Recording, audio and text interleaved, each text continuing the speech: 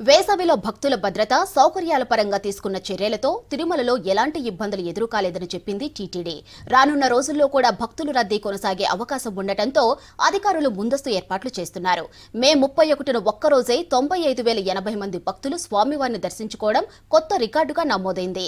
గత కొన్నేళ్లలో ఈ స్థాయిలో భక్తులు శ్రీవారి సేవలో పాల్గొనడం ఇదే తొలిసారని అంటున్నారు టీటీడీ అధికారులు.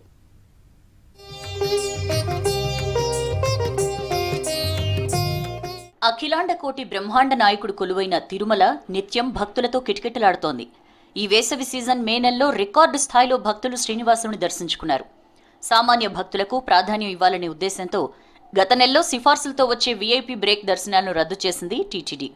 ఈ నిర్ణయంతో ఎక్కువ మంది సామాన్య భక్తులు స్వామివారిని దర్శించుకున్నారు. క్యూలైన్ల నిర్వహణ, వీఐపీ బ్రేక్లో శ్రీవాణి దాతలున్నా ఎక్కువ మంది భక్తులకు దర్శనం కల్పించారు. అధికారులు, ఉద్యోగులు, విజిలెన్స్ సిబ్బంది క్యూలైన్లను నిరంతరం పర్యవేక్షించారు. మరో వారంలో వేసవి సెలవులు ముగియనుండగా రద్దీ ఇంకా పెరిగే అవకాశం ఉందని భావిస్తున్నారు టీటీడీ అధికారులు.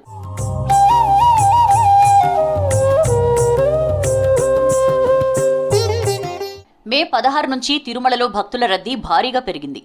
రద్దీ కారణంగా అన్ని విభాగాల్లో సిబ్బంది నిరంతరం పనిచేస్తున్నారు. దర్శన వ్యవస్థ నుంచి అన్నప్రసాద పంపిణీ వరకు అన్ని సేవలు సమర్థంగా నిర్వహించేందుకు టీటీడీ అధికారులు ప్రత్యేక చర్యలు తీసుకున్నారు. విజిలెన్స్, ఆలయ సిబ్బంది, అన్నప్రసాదం శాఖ సమన్వయంతో పనిచేశాయి. టీటీడీ అదనపు ఈవో వెంకయ్య చౌదరి నిరంతరం క్యూలైన్లు, అన్నప్రసాదాల పంపిణీ, భక్తుల సౌకర్యాలపై సమీక్షించారు.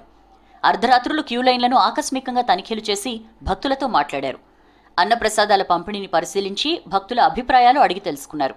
వారి నుంచి ఫీడ్బ్యాక్ తీసుకుని ఎప్పటికప్పుడు మార్పులు, చేర్పులు చేశారు వెంకయ్య చౌదరి.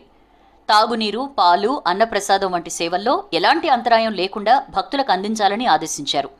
రద్దీ ఎక్కువగా ఉండడంతో సామాన్య భక్తులకే ఎక్కువ ప్రాధాన్యత ఇవ్వాలని అధికారులు సిబ్బందికి సూచించారు అదనపు ఈవో.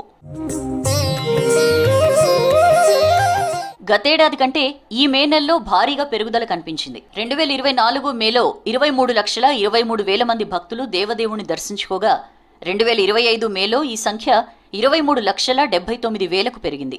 అంటే గతేడాది మేతో పోలిస్తే ఈ ఏడాది మేలో 55,759 మంది భక్తులు ఎక్కువగా వచ్చారు.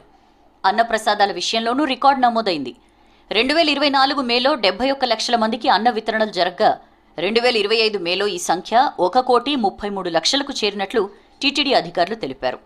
ఇదే విధంగా తలనీలాల సమర్పణ, లడ్డూ ప్రసాదం అమ్మకాల్లోనూ ఈసారి పెరుగుదల కనిపించింది.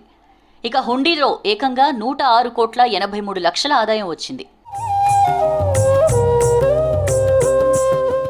వేసవి రద్దీతో పాటుగా టీటీడీ తీసుకున్న నిర్ణయాలతో భక్తులకు ఈజీగా స్వామివారి దర్శనం అవుతోందంటున్నారు అధికారులు. సెలవుల కారణంగా తిరుమలలో భక్తుల రద్దీ ఎక్కువగా ఉంది. నెల ప్రారంభంలో ఆపరేషన్ సింధూర్ కారణంగా రద్దీ కాస్త తక్కువగా ఉన్నా ఆ తర్వాత ఊపందుకుంది.